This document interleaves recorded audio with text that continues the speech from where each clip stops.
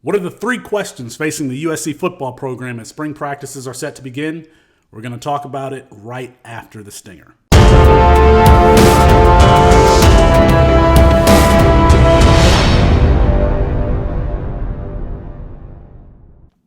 It's Felix Sharpe at Sharpe Review for CampusToCanton.com. If you like this video, please consider hitting the like button and subscribing to the channel so you never miss any of the content that the C2C team is dropping. And if you are a college football fan and you don't know what a Campus to Canton League is, I encourage you to look into it and then subscribing to the website, CampusToCanton.com.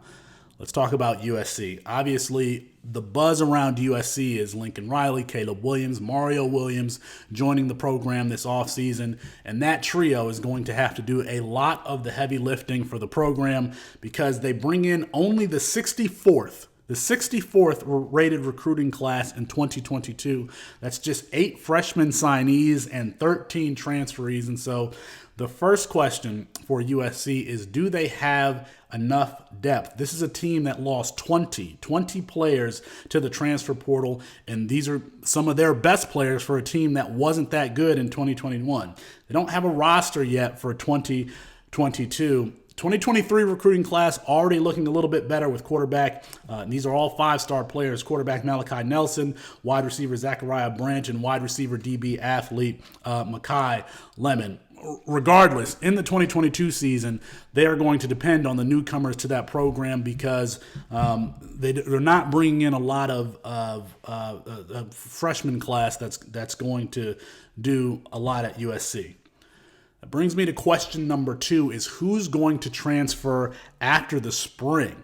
I'm looking specifically at that wide receiver room. I mean, it's absolutely loaded. We've already had some players transfer away from USC. Joseph Manjack is headed to Houston. Brew McCoy is still in the transfer portal. Zach Wilson, not that Zach Wilson, but Zach Wilson is in the transfer portal. But you look at what's left. Jake Smith, a former Gatorade National Player of the Year. Taj Washington, who transfers from Memphis to USC. He's the second leading receiver in 2021 for the Trojans. Gary Bryant Jr., who will be a sophomore this season. He had flashes with Jackson Dart at the helm.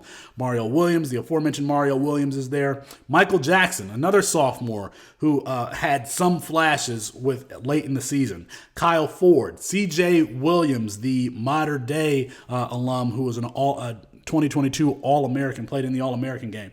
And then you look at the transfers into the program. Jerry Rice's son, Brennan Rice, comes in from Colorado, who spent 2 seasons there. And then Terrell Bynum, the upperclassman from Washington, transfers into USC.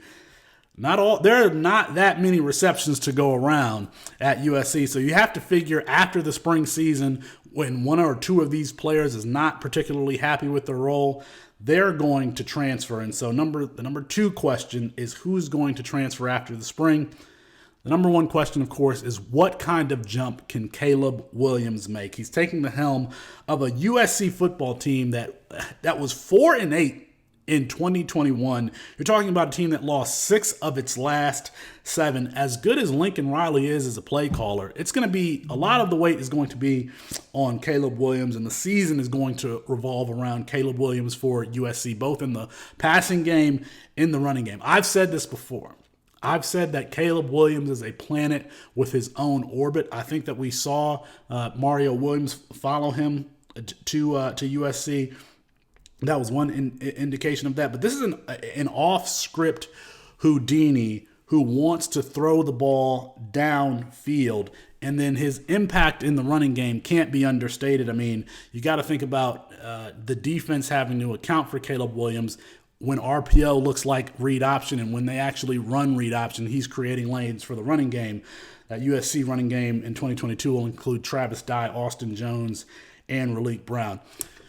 Caleb Williams is currently the 3rd favorite in Heisman odds for 2022, right behind Bryce Young and C.J. Stroud.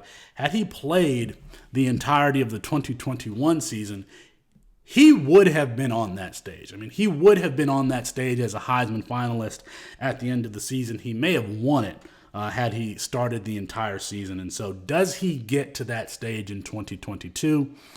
We're going to see. Let me know what you think in the comments. What area does USC need to improve in the most headed into the spring?